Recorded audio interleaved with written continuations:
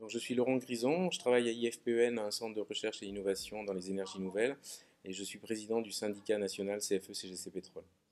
Alors cette journée, elle s'inscrit dans notre démarche qui s'appelle Horizon Énergie Syndicale. Alors l'idée, c'est de réunir l'ensemble de nos DS, DSCRS sur des thématiques particulières.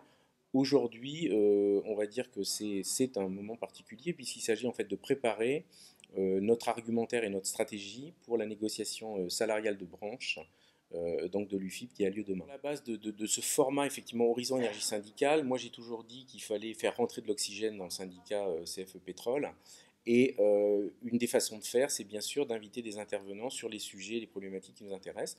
Aujourd'hui, nous avons la chance d'avoir le cabinet Syndex et JDS Experts, en l'occurrence Muriel et Tibor, qui vont nous alimenter sur l'activité économique des majors, alors je dirais pétroliers et énergéticiens, et qui vont nous permettre, je pense, d'affiner un peu nos demandes demain lors de la salariale. L'idée de ces événements également, hein, c'est de définir des plans d'action et de faire travailler nos délégués syndicaux sur les thématiques et les pistes de travail futures. Donc j'en reviens au plan d'action qu'on avait défini la dernière fois.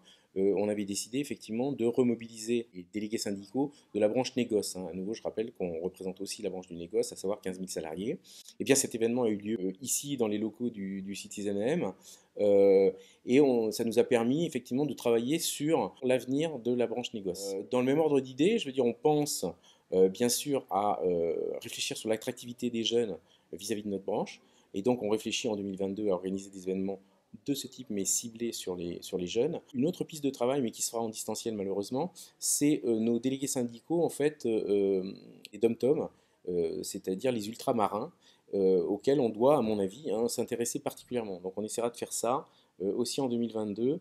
Et je dis ça bien sûr pour les mobiliser, et on fera ça en visioconférence et forcément un après-midi.